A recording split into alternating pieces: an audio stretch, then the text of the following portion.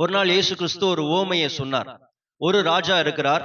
அந்த ராஜா அநேக கடன்களை தன் கீழே இருந்த நாட்டு மக்களுக்கு அவர் கொடுத்தார். அப்ப அவர் அந்த நோட்டை எடுத்து பார்க்கிறார். யார் யாருக்கு நம்ம எவ்வளவு கடன் கொடுத்திருக்கோம், இந்த கடன் எல்லாம் திரும்ப வாங்கணும்னு சொல்லிட்டு அந்த நோட்டை எடுத்து பார்க்கும்போது ஒரு நபர் பிடிபடுகிறார். ஏன்னா அந்த நபர் ஏராளமான ஒரு கடனை வாங்கி இருக்கிறார். என்ன எவ்வளவு கடன் அப்படின்னா 10,000 தங்கம் பேக் நிறைய 10,000 தங்கம் கோல்டு கடனை அவர் வாங்கியிருக்கிறார். இன்றைய விலையில பல கோடிகள். அப்ப உடனே என்ன இந்த நபர் இவ்வளவு கடன் நம்முடைய ராஜ்யத்துல வாங்கி ஒரு கடனை கூட திரும்ப செலுத்தலையே, அவனை கூட்டிட்டு வா அப்படின்னு அவனை கூட்டு முன்னாடி நிப்பாட்டுறாங்க. அப்ப ராஜா சொல்றார், நீ இந்த கடன் எல்லாம் எப்ப அடைத்து தீரணும்னு பார்த்தா ராஜாக்கு நல்லா தெரியுது இவன் கையில என்ன கிடையாது, காசு கிடையாது. அப்ப அவர் சொல்றார், நீ உன்னைய நீ வித்து போடு, உன் பிள்ளைய வித்து போடு, உன் மனைவியை வித்து போடு, உன்கிட்ட இருக்கிற எல்லாத்தையும் வித்து நீ என்ன பண்ணு, இந்த கடனை அடன்னு சொல்றா. அப்ப உடனே ராஜா காலில் விழுந்து, ராஜாவே தயவு கூர்ந்து என்னை மன்னிங்க, எனக்கு இன்னும் கொஞ்ச நாள் கொடுங்க, நான் என்ன பண்ணிடுறேன், உங்களுக்கு என்னுடைய எல்லா கடனையும் அடைச்சிடுறேன் அப்படின்னு சொல்லி, உங்க கடன் எல்லாத்தையும் அடைச்சிடுறேன்னு சொல்லிட்டு பயங்கரமா தேம்பி ராஜா காலில் விழுந்து அழுகிறான். அப்ப இந்த ராஜா பயங்கர இரக்கமும் அன்பும் உள்ள ராஜாவா இருந்ததுனால இந்த ராஜா என்ன பண்றார், இவன் அழுகிறத பார்த்து இவன் மேல மனதுருகி அவனுடைய 10,000 தங்க கடன்களை என்ன பண்ணார், அவரு அப்படியே தள்ளுபடி பண்ணார். தள்ளுபடி சொன்னார், நீ நான் என்ன பண்றேன், 10,000 தங்கத்தையும் என்ன பண்றேன், உனக்கு தள்ளுபடி பண்றேன், சந்தோஷமா போன்னு அனுப்பிவிடுறான். இவன் வெளியே வரான். வெளியே நடந்து போயிட்டு இருக்கும் போது எய்தாப்ல ஒரு நபர் நடந்து வரான். அவன் யாரு பார்த்தா, இவன்ட்ட வெறும் 100 வெள்ளி கடன் வாங்கினவன். எவ்வளவு, எத்தனை வெள்ளி, வெறும் 100 வெள்ளி. அவனை பார்த்தோன அவன் கழுத்தை புடிச்சு செவுத்தோட இறுக்கி, என்னுடைய 100 வெள்ளி கடன் எங்கடா அப்படின்னு கேட்கிறான்.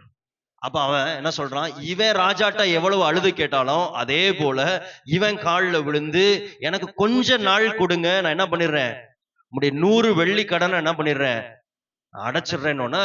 இவன் முடியவே முடியாது, நீ என் கடனை நீ கொடுக்கல அப்படின்னா இப்பயே கொடுன்னு சொல்லி, இவன் ரொம்ப நாள் ஆச்சு என் கடனை நீ கொடுக்கலன்னு சொல்லி, அன்னைக்கு கடன் தராதவங்களுக்கு ஒரு ஜெயில் வச்சிருப்பாங்க, அந்த ஜெயில போய் காவல்ல தூக்கி என்ன பண்ணிட்டான், இந்த நபரை தூக்கி போட்டுட்டான். இதை எல்லாம் பக்கத்துல இருந்து ஒரு நபர் பார்த்துக்கிட்டே இருந்தார்.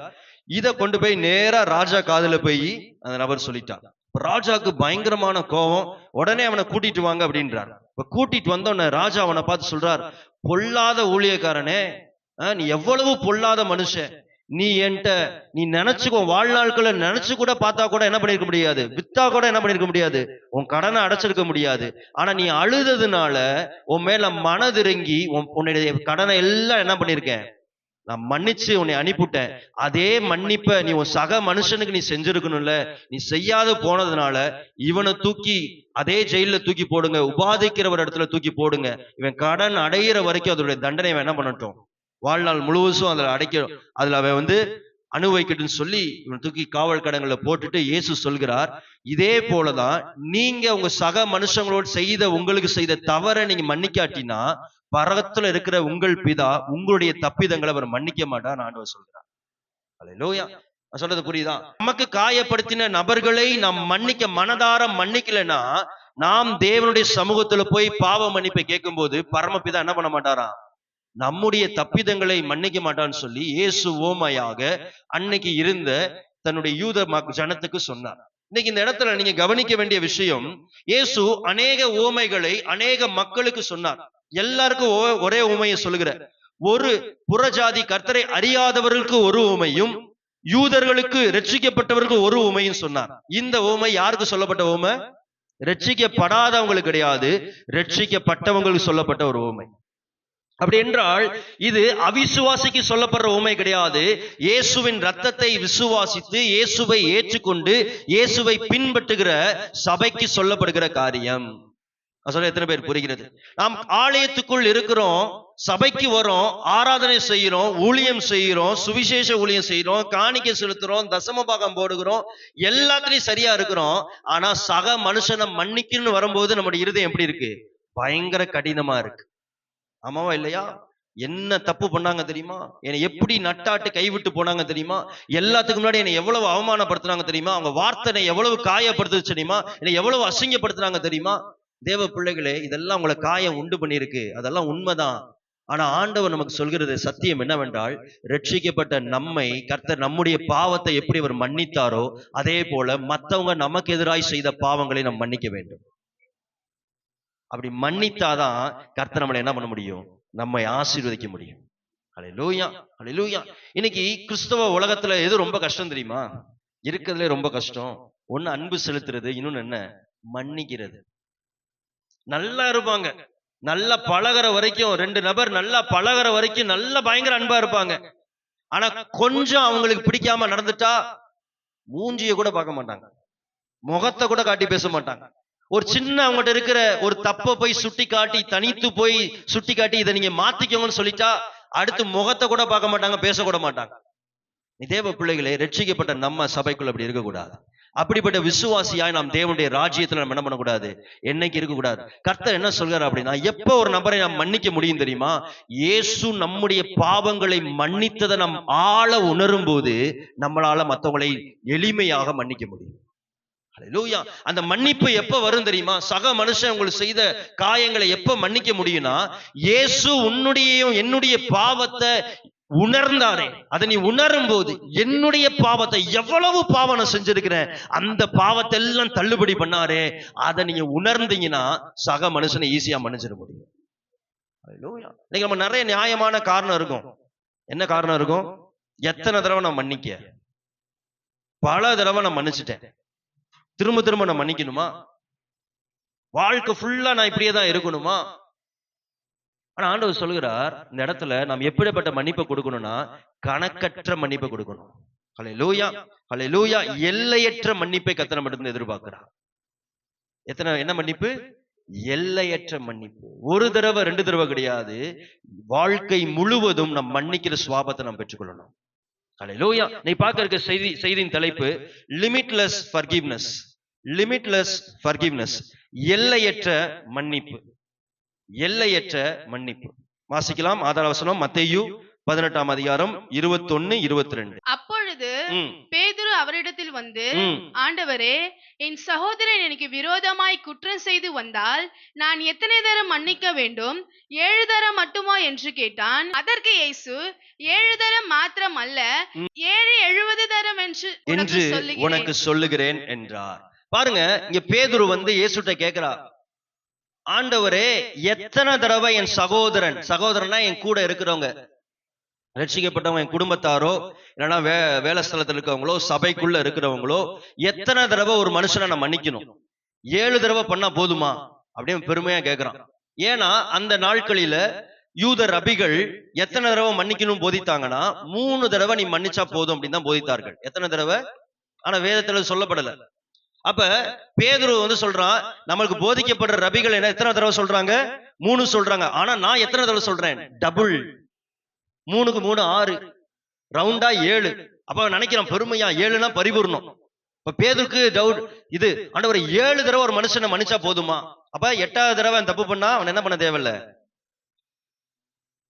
அப்படி நினைச்சு கேட்கும் போது இயேசு சொல்றாரு, 7 தடவை இல்ல பேதுருவே, 7 70 தரம். 7 into 70, 490 times. அப்படின்னா என்ன அர்த்தம்னா, எல்லையற்ற மன்னிப்பு.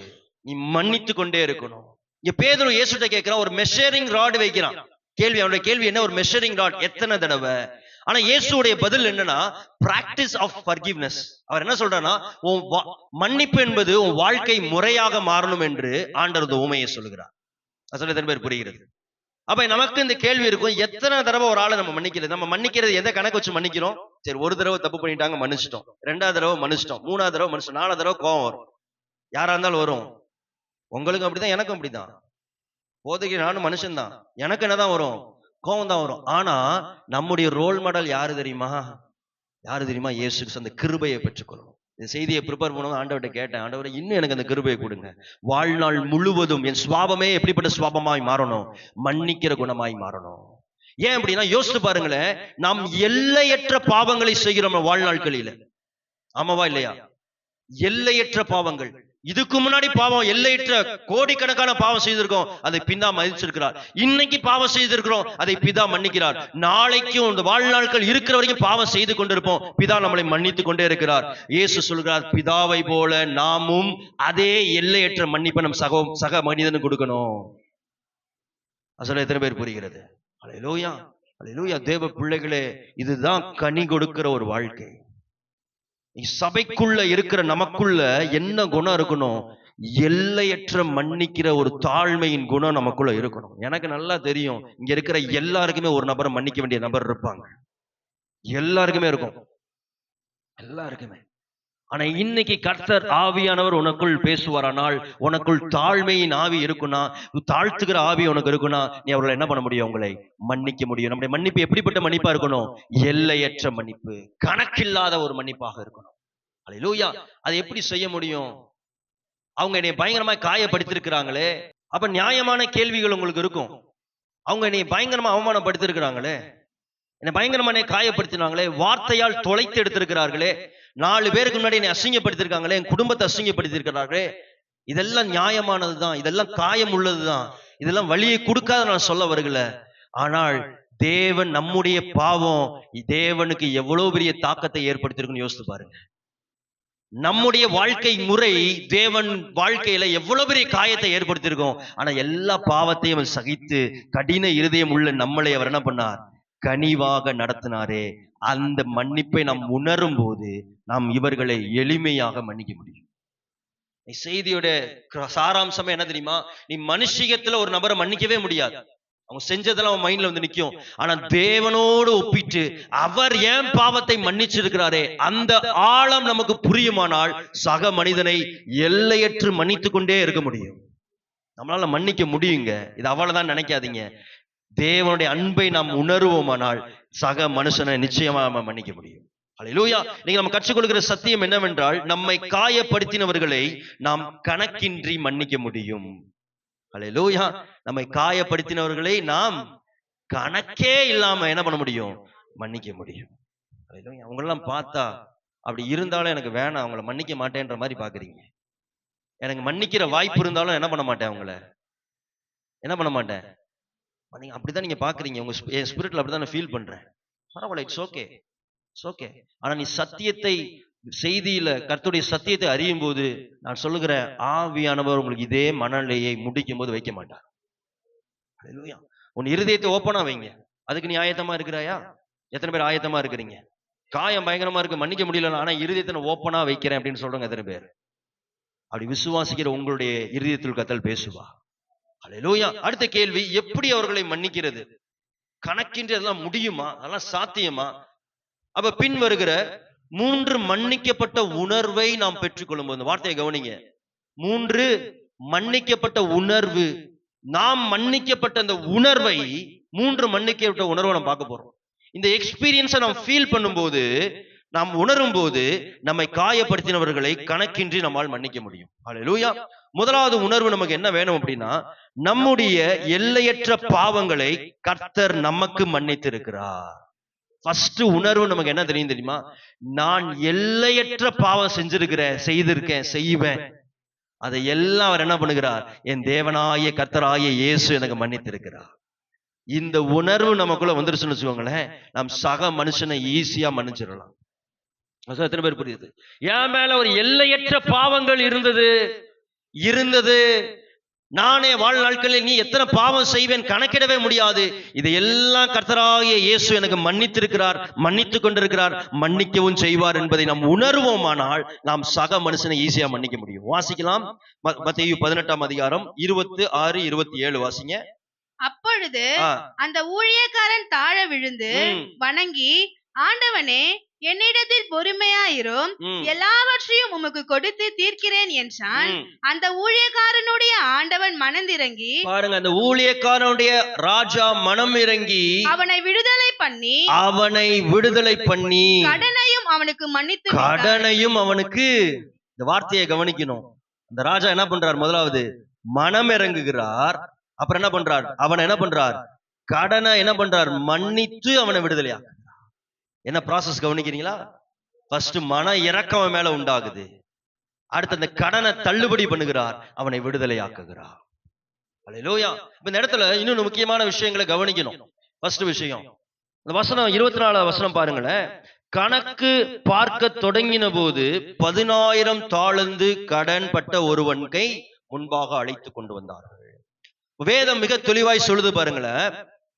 பரலோகம் என்ன பண்ணுதான்? நம்முடைய வாழ்க்கைய கணக்கு பார்க்கிறது. இங்க இந்த கடன் எதை குறிக்குதுன்னா பாவத்தை குறிக்கிறது. இந்த ராஜா தான் நம்ம ஆண்டவராகிய கர்த்தராகிய இயேசு. இந்த கடன் இருக்கு பாத்தீங்களா, இது நாம் செய்கிற பாவங்கள். இப்ப வேதம் சொல்லுகிறது பாருங்களேன், கணக்கு பார்த்தபோது இவன் மேல எவ்வளவு பாவகரை இருக்குது? 10,000 பாவகரைகள் இருக்கிறது. 10,000 தங்க.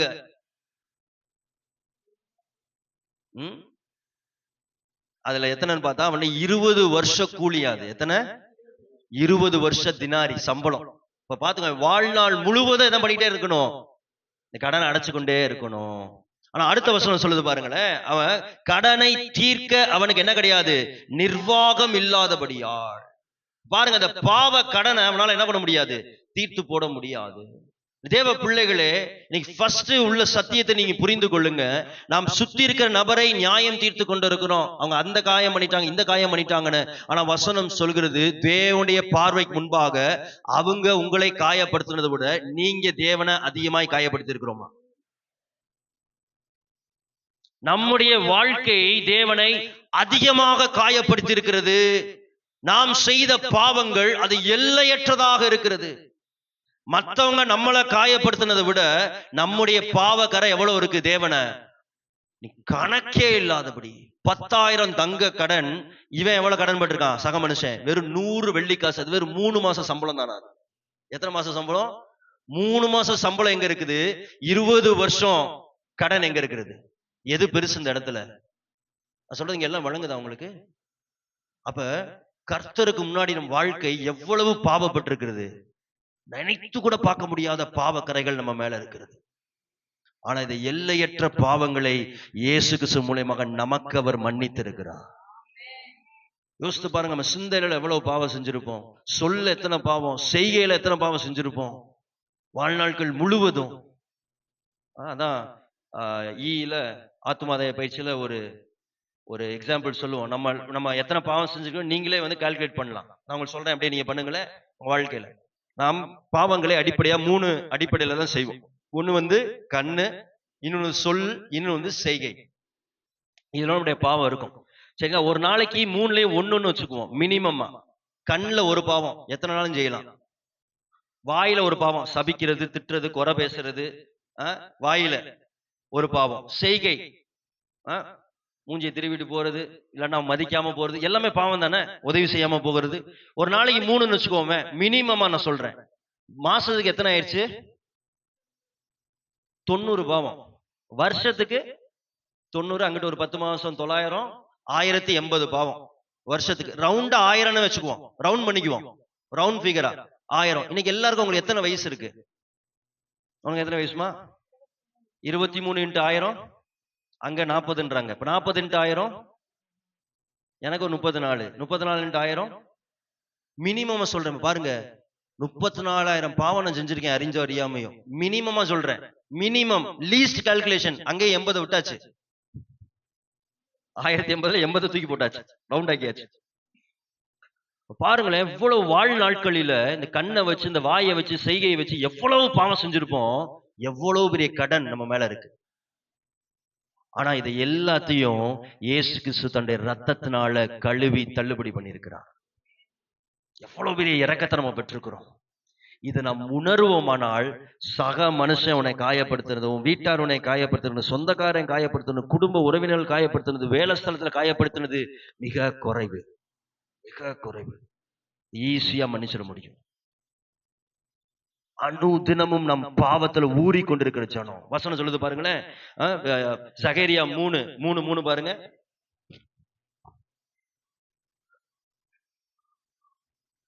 சகரியா 3:3 வாசிமா, ஸ்கிரீன்ல வருது பாரு. யோசுவாவெனில் அழுக்கு வஸ்திரம் தரித்தவனாய். யோசுவா யாருன்னா பிரதான ஆசாரி. தூதனுக்கு முன்னாடி நிக்கும் போது எப்படி என்ன வஸ்திரம் தரித்திருக்கான் பாருங்க. அந்த தரிசனத்துல அழுக்கு வஸ்திரம் தரித்தவனாய் தூதனுக்கு முன்பாக நின்றிருந்தான். அடுத்த வசனம், அவர் தமக்கு முன்பாக நிற்கிறவர்களை நோக்கி இவன் மேல் இருக்கிற அழுக்கு வஸ்திரங்களை களைத்து போடுங்கள், இவன் மேல் இருக்கிற அழுக்கு வஸ்திரத்தை களைத்து போடுங்கள். பின்பு அவனை நோக்கி, பின்பு யோசுவாவை நோக்கி, பார், நான் உன் அக்கிரமத்தை உன்னிலிருந்து நீங்க செய்து உனக்கு சிறந்த வஸ்திரங்களை தரிப்பித்தேன். 5வது வசனம், அவன் சிரசின் மேல் அவன் சுத்தமான தலையின் பாகையை மேல் வைப்பார்களாக சுத்தமான பாகையை வைத்தார்கள். அப்பொழுது சுத்தமான பாகையை அவன் சிரசின் மேல் வைத்து சுத்தமான பாகை அவன் சிரசின் மேல் வைத்து அவனுக்கு வஸ்திரங்களை தரிப்பித்தார்கள். அவருக்கு வஸ்திரங்களை தரிப்பித்தார்கள். கர்த்தருடைய தூதன் அங்கே கர்த்தருடைய நின்றார். தூதன் அங்கே நின்றார். இங்க பாருங்க, யோசுவா பிரதான ஆசாரி. இது மறுபடியும் ஆலயத்தை கட்டுறதுக்கு முன்னாடி, உடைந்து போன ஆலயத்தை மறுபடியும் கட்ட ஆரம்பிக்கிறாங்க. அப்ப தூதன் முன்னாடி வரும்போது அந்த தரிசனத்துல நல்ல பிரதான ஆசாரி, பரிசுத்தமானவன். ஆனா தூதனுக்கு முன்னாடி போய் நிற்கும் போது எப்படிப்பட்ட வஸ்திரம் தரித்து நின்றானா? அழுக்கு வஸ்திரம். இது எதை குறிக்கிறதுனா அவனுடைய பாவத்தையும் இஸ்ரவேலுடைய பாவத்தையும் குறிக்கிறது. ஜனங்கள் எப்படிப்பட்டவர்களா இருக்கிறாங்க பாருங்க. அழுக்கு அப்படின்னா என்னன்னா, நான் பறக்கும் போதே தாவீது சொல்றார், என் தாய் என்னை எதுல கர்ப்பம் தரித்தாள்? பாவத்திலே கர்ப்பம் தரித்தாள். நாம் பேசிக்கலி நம்ம யாரு? நம்ம எல்லாம் சின்ஃபுல் நேச்சர். நாம் பாவ தன்மையுள்ள மனிதன் தான் என்னைக்குமே. நம்முடைய நீதிகள் எல்லாம் அழுக்கான கந்தைகள். சொல்ல எத்தனை பேருக்கு எதிர புரியுது? எத்தனை பேர் ஆண்டவர் பேசிக் கொண்டிருக்கிறார் அவங்களோட? அவ பிரதான ஆசாரியுடைய வஸ்திரமே எப்படிப்பட்ட வஸ்திரமா இருக்குது? 3வது வசனம், அழுக்கு வஸ்திரம் தரிக்கப்பட்டதா இருந்தது. ஆனால் தூதன் வந்து கிருபையா என்ன பண்றாரு பாருங்களேன். இந்த வஸ்திரத்தை யோசுவாவால கழட்டி போட முடிஞ்சுச்சா? கர்த்தருக்கு முன்னாடி போய் தூபம் காட்டி கொடுத்த யோசுவா அழுக்கு வஸ்திரத்தை கழட்டி போட முடிஞ்சுச்சா? மனுஷன் இஸ்ரவேலுடைய பாவத்தை கழட்டி போட முடிஞ்சா? வசனம் சொல்லுது 4வது வசனம், தூதன் அவனுக்கு என்ன பண்றான் பாருங்களேன். இவன் மேல் இருக்கிற அழுக்கு வஸ்திரத்தை களைத்து போடுங்கள், அவன் மேல என்ன வைங்க? அக்கிரமம் உன்னில் நீங்க செய்து உனக்கு சிறந்த வஸ்திரத்தை தருத்துப்பேன். அப்படின்னு என்ன? பரிசுத்த வஸ்திரத்தை நமக்கு தருகிறான். நாம் செய்த எல்லா பாவங்களையும் கலட்டி போடுகிறது என்னன்னா, அவர் நம்ம பாவங்களை மன்னித்து போடுகிறார். சிறந்த வஸ்திரத்தை தரிக்கிறார். அடுத்து 5வது வசனம் பாருங்க, இவன் சிரசில் மேல் பாகையை வையுங்கள். அது எப்படிப்பட்ட பாகை? சுத்தமான பாகை. மேல ஒரு கிரவுனை வைங்க. அது எப்படிப்பட்ட கிரவுன்? சுத்தமான கிரவுன். இதெல்லாம் யாரு? யோசுவாவால வந்ததா? இது தேவன் நம்மேல் இரக்கம் கொண்டதுனால சுத்தமான பாகையை நமக்கு தருகிறார், சுத்தமான வஸ்திரத்தை தருகிறார். எப்ப அவர் தர முடியும்? மன்னித்தாதான் தர முடியும். அவர் எப்படிப்பட்ட தேவனா இருக்கார்? மன்னிக்கிற தேவனா இருக்கிறார். அவர் நம்மகிட்ட இருந்து எதிர்பார்க்கிறது நாமும் அதே மன்னிப்பை சக மனுஷனுக்கு தரணும். உன் அப்பாவுக்கு தரணும், உன் அம்மாவுக்கு தரணும், உன் பிள்ளைகளுக்கு தரணும், உன் சொந்தக்காரங்களுக்கு தரணும், உன்னுடைய மாமியாருக்கு தரணும், உன்னுடைய மாமனாருக்கு தரணும், உன் வேலை பார்க்கிற இடத்துல இருக்கவங்களுக்கு என்ன பண்ணணும்? தர வேண்டும். ஏன் தரணும் தெரியுமா? தேவன் உன்னுடைய எல்லையற்ற பாவங்களை மன்னித்ததுனால அதே பாவங்களை மன்னிக்கிற இரக்கம் நமக்கு உண்டாயிருக்கும். சும்மா நம்மளை இறங்குன்னு சொல்லல, நமக்கு அவர் இரக்கம் காட்டினதுனால நம்ம இரக்கம் காட்டதான் அவர் சொல்கிறார். சொல்ல எத்தனை பேர் புரியுது? இன்னைக்கு நம்ம என்ன பண்ணிக்கிறோம்? அப்படியே ஸ்ட்ராங்கா ஸ்டபனா புடிச்சுக்கிறது. அப்படியே என்ன பண்ணாங்க தெரியுமா? என்ன பேசினாங்க தெரியுமா? 20 வருஷத்துக்கு முன்னாடி 1790 லிஸ்ட் போட்டுட்டு இருப்பாங்க நம்ம ஆட்கள் உட்கார்ந்து. கல்யாணத்துல என்ன சொன்னாங்க தெரியுமா? நான் வீட்டுக்கு வந்தப்ப எப்படி திருப்பினாங்க தெரியுமா? தேவ பிள்ளை, கர்த்தர் சும்மா நம்மளை மன்னிக்க சொல்ல, அவர் நம்முடைய அழுக்கான வஸ்திரங்களை மட்டும் நீக்கி போட்டதுனாலதான் அவர் மன்னிக்க சொல்லுகிறார். எத்தனை பேருக்கு தேவன்ட்டு இரக்கம் வேணும்? இது மட்டும் வேணும். ஆனா நான் என்ன பண்ண மாட்டேன்? மன்னிக்க மாட்டேன். ஏன் மன்னிக்கணும் தெரியுமா? அவர் நம்முடைய எல்லையற்ற பாவம் நம்ம மேல இருக்கு, அழுக்கு வஸ்திரம் நம்ம மேல இருக்கு. சுத்தமான பாகை நமக்கு வேணும்னா, சுத்தமான வஸ்திரம் நமக்கு வேணா, நம்மளை மன்னிக்கணும். ஏசாயால பாருங்களேன், ஏசாயா 64:6 பாருங்க, இன்னும் நல்லா இருக்கு பாருங்க. நாங்கள் அனைவரும் பாருங்க, நாங்கள் அனைவரும் எப்படி இருக்கிறோம்? தீட்டானவர் கர்த்தருக்கு முன்னாடி பார்க்கும்போது ஏசாயா சொல்றாரு, நாங்கள் அனைவரும் எப்படி இருக்கிறோம்? தீட்டானவர்கள் போல் பாவம் செய்தவர்களாக இருக்கிறோம். எங்களுடைய நீதிகள் எல்லாம் அழுக்கான கந்தைகள். என்னது கந்தைகள்? நீதிகள். நீதினா என்ன? நீ செய்த ஊழியம், நீ செய்த நன்மை, நீ செய்த உதவிகள், இதெல்லாம் என்னதான்? அழுக்கான கந்தை தான். எதுக்கு முன்னாடி? நம்முடைய அக்கிரமங்களுக்கு முன்னாடி. நீங்க நினைச்சிடாதீங்க, ஒருபோதும் உங்களை நீங்க மாய்த்து கொள்ளாதீங்க. அவங்கள நான் மன்னிக்கல, ஆனா நான் என்ன பண்ணிருக்கிறேன்? பல வருஷமா ஆண்டவரை நல்லா புடிச்சுக்கிட்டேன், பயங்கரமான ஊழியம் பண்ணிருக்கிறேன், பயங்கரமா உதவி செஞ்சிருக்கிறேன், அவங்களுக்கு சாப்பாடு போட்டிருக்கேன், இவங்களை ஸ்கூல்ல படிக்க வச்சிருக்கேன், அதை பண்ணிருக்கேன். நீதி எல்லாம் எப்படிப்பட்ட நீதி தான்? அழுக்கான கந்தை தான். நம்மளோட பாவத்தை பார்க்கும்போது, ஒப்பிடும் போது. அதான் போன வாரமே இந்த நீதியை குறித்து நான் உங்களுக்கு எடுத்துட்டேன். கிரியையால் நம்ம என்ன ஆக போறது கிடையாது, நீதிமான் ஆக்கப்படுறது கிடையாது. கிரியையால் நீதிமான் ஆக்கப்படுறது கிடையாது. இப்ப நம்ம எல்லாம் எப்படிப்பட்ட மனிதர்கள்? தீட்டான பாவமான மனிதர்கள். நம்முடைய நீதிகள் என்ன அழுக்கான கந்தைகளாக இருக்கிறது. அடுத்து நாங்கள் அனைவரும் இலைகளை பாருங்க, போல் உதிர்கிறோம். இலைகள் போல் உதிர்கிற ஒரு வாழ்க்கை.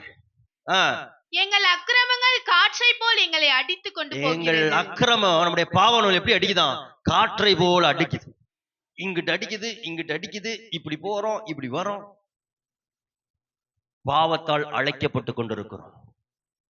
ஆனா தேவன் பாருங்களேன், நம்மளை ஏதாவது பண்ண சொல்லி இருக்கிறாரா? நம்ம அவர்கிட்ட போய், ஆண்டவரே தாழ விழுந்து என்னை மன்னிங்கன்னு கதறனா பாவத்தை தள்ளுபடி பண்ணுகிறார். கிருபை, அன்பு. அந்த அன்பை எதுல விளங்க பண்ணியிருக்கார்? சிலுவையில உனக்காகவும் எனக்காகவும் விளங்க பண்ணியிருக்கிறார். இதை நம்ம உணர்ந்துட்டோம்னு வச்சுக்கோங்களேன், சக மனுஷனை ஈஸியா மன்னிச்சிட முடியும். எத்தனை தடவை மன்னிச்சிட முடியும், எத்தனை தடவை மன்னிச்சிட முடியும். உடனே போய் ஒப்புரவாக முடியும். எவ்வளவு பாவம் செஞ்சிருக்கிறேன், இன்னைக்கு செஞ்சிருக்கிறேன், இனி என்னென்னமோலாம் செய்ய போறேன். என்னைய நீ மன்னிக்க ஆயத்தமா இருக்கிறீங்களேப்பா, அப்ப ஏன் சக மனுஷன் எனக்கு செஞ்ச சின்ன தப்ப நான் மன்னிக்க அவ்வளவு பெரிய நபரா? எனக்கு நீ இரக்கம் பாராட்டி இருக்கிறீங்க, நான் இரக்கம் பாராட்டுறேன். ஆண்டவர் சொல்ல, நீ இரக்கம் பாராட்டினா என்ன நடக்குமா? கடைசி என்ன சொல்றார்? என்ன சொல்றார்? நாம் சக மனுஷன் இரக்கம் பாராட்டினா பரத்துல இருக்க நம்முடைய பிதா நம்முடைய பாவங்கள் என்ன பண்ண மாட்டாரா? மன்னிக்க மாட்டார். பயமுறுத்துறதுக்காக சொல்ற, இதுதான் சத்தியம். This is how kingdom works. பரலோகம் இப்படிதான் இயங்குது. பாவம் மன்னிப்பு வேணும்னா சக மனுஷன பாவம் நம்ம என்ன பண்ணணும்? மன்னிக்கணும். இப்படி சரியாகணும்னா இப்படி சரியாகணும். அதான் எப்பவுமே நான் சொல்லுவேன், இப்படி சரியாகணும்னா என்ன பண்ணணும்? இப்படி சரியாகணும். ஏன் சரியாகணும்? அவர் என் எல்லையற்ற பாவத்தை மன்னிச்சிருக்கிறார். ஒரு ராஜா இருந்தார். அந்த ராஜா பேர் போனவர். அவரை மாதிரி முன்னாடி ஒரு ராஜா கிடையாது, பின்னாடி ஒரு ராஜா கிடையாது. என்ன அப்படின்னா, பயங்கரமான நீதியுள்ள ராஜா. சட்டத்தை அப்படியே பிடிப்பார். இன்னும் பயங்கரமா அன்பு செலுத்துற ஒரு ராஜா. அவரை மாதிரி நேசிக்கிற ஒரு ராஜாவே கிடையாது. ஆனா அவர்கிட்ட என்ன இருக்கு? அன்பு செலுத்துற ராஜா, இன்னொன்னு சட்டத்தை அப்படியே பிடிப்பார். அப்ப பல வருஷமா அவருடைய ட்ரெஷரியில இருந்து, அவருடைய அந்த ட்ரெஷரினா தமிழ்ல என்ன சொல்லுவாங்க? அந்த பொற்சாலையா, அதுல இருந்து என்ன பண்றாங்க? தங்கம் கொஞ்சம் கொஞ்சமா திருடு போயிட்டே இருந்திருக்கு. இது யாருக்கும் தெரியல. அப்ப ஒரு நாள் அந்த ட்ரெஷரர் பார்த்து சொல்றார், ராஜாவே பல வருஷங்களா யாரோ தங்கத்தை திருடிட்டு இருக்கிறாங்க, நமக்கு இது தெரியாம போச்சு அப்படின்னு. உடனே ராஜா உடனே ஒரு சட்டத்தை ஏற்கிறார். இனி தங்கம் திருடுனீங்கன்னா அந்த திருட நபரை நான் என்ன பண்றேன்? ஒரு வாய்ப்பு கொடுக்குறேன். இதுவரைக்கும் திருடனை விட்டுறேன். இனி நீ திருடுனா 10 சவுக்கடிகள் உனக்கு கொடுக்கப்படும் அப்படின்னு சொல்லிட்டு ஒரு சட்டத்தை ஏக்கிட்டார். அடுத்த வாரம் பார்த்தா மறுபடியும் என்ன நடக்குது? தங்கம் திருடுறது நிக்கல. அப்ப என்ன பண்ணார்? தொடர்ந்து மாசங்களாய் வான் பண்ணிக்கிட்டே இருக்காரு, கேட்கல. இப்ப கடைசியா சொல்லுகிறார், பெரிய சட்டத்தை ஏற்கிறார். இனி நீங்க திருடுனீங்கன்னா 40 சவுக்கடி என்ன படும் உங்களுக்கு கொடுக்கப்படும். 40 சவுக்கடி தான் மரண தண்டனைக்கு ஈக்குவல். 40 சவுக்கடியை வாங்குறவங்க இறந்துருவாங்க. ஏன்னா சவுக்கடியை வாங்க முடியாது, ஏன்னா போட்டு அப்படி எடுக்கும்போது சதெல்லாம் பிஞ்சிட்டு வந்துடும். அப்ப சொல்லிட்டார். சரி நின்றுன்னு பார்த்தா என்ன பண்ணல, நிக்கல. இந்த தடவை திருடும் போது கையுங்களமா புடிச்சிட்டாங்க.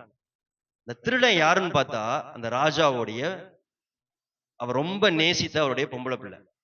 ஒரே பொம்பளை பிள்ளை, அவருக்கு ரொம்ப நேசித்த பிள்ளைய பிடிச்சிட்டாங்க கையுங்களமா.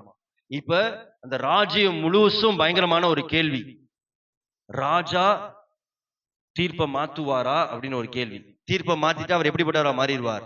அநீதி உள்ளவரா மாறிடுவார். ஒருவேளை தீர்ப்பை கொடுத்துட்டா அவர் எப்படிப்பட்ட ராஜாவா இருக்க முடியாது? அன்புள்ள ராஜாவா இருக்க முடியாது. சொந்த பிள்ளைய என்ன பண்ணிட்டாப்ல? கொண்டுட்டாரு. ராஜா என்ன பண்ண போறாருன்னு ஒரு பயங்கரமான சிக்கல் ராஜ்யம் முழுசும் பரவிடுச்சு. அப்ப ராஜா அதை ஆராயிறார். கண்டுபிடிச்சா அவங்க பொண்ணு என்ன பண்ணிருக்கா? உண்மையாவே திருடி இருக்கிறா. அந்த திருடு கன்ஃபார்ம் ஆயிடுச்சு. இப்ப ராஜா சொல்றா, சட்டம் ரொம்ப தெளிவா இருக்கு, சட்டம் நிறைவேற்றப்பட்டே ஆகணும், 40 சவுக்கடி நீ கொடுத்தே ஆகணும், எல்லா மக்களையும் வர சொல்லுங்கன்னு சொல்லிட்டார். உடனே எல்லாரும் வந்துட்டாங்க.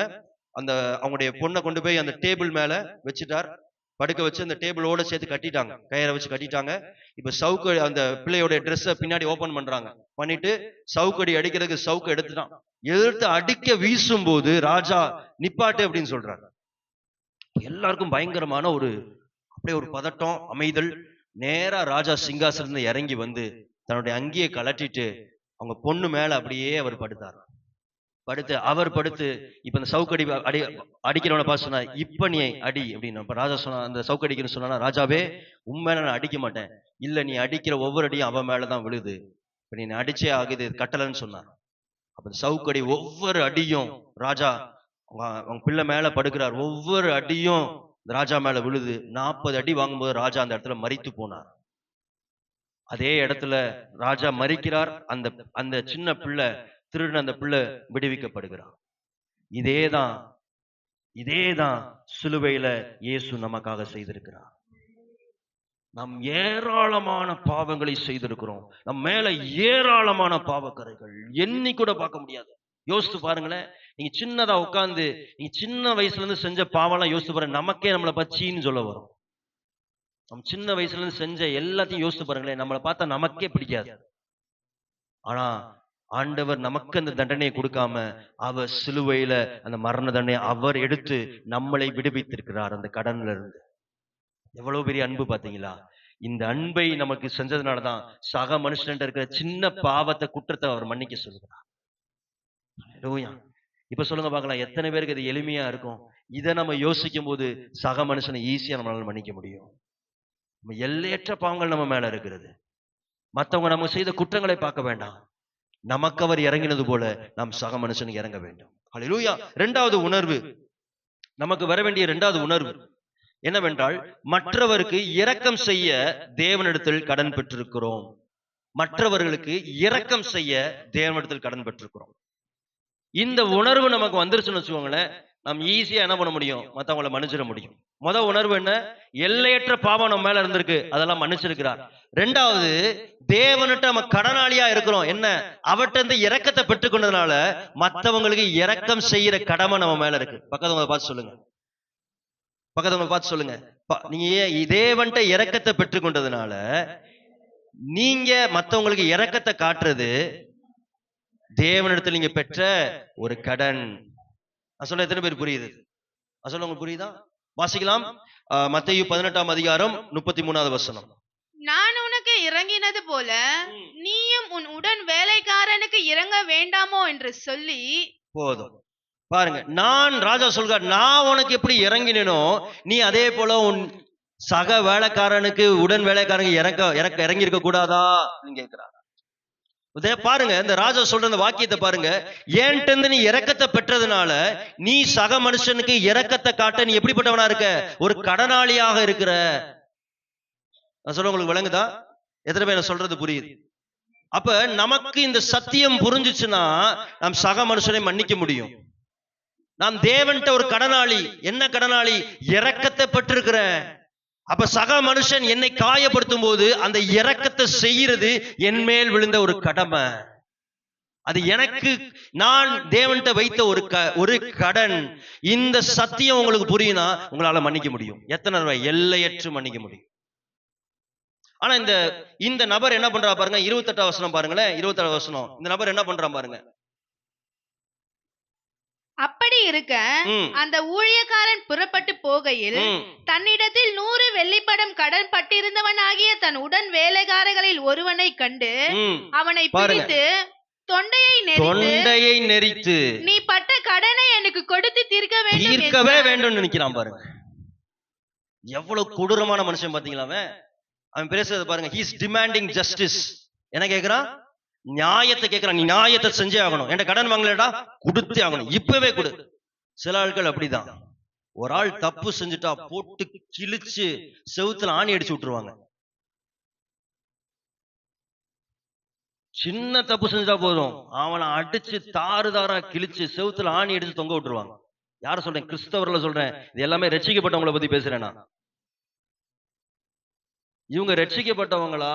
இவங்க வாயிலிருந்து வரும் சாப வார்த்தையா வரும், கெட்ட வார்த்தை, தூஷண வார்த்தை உள்ள இருக்குது முழுசும் அப்படியே வெளியே வரும்.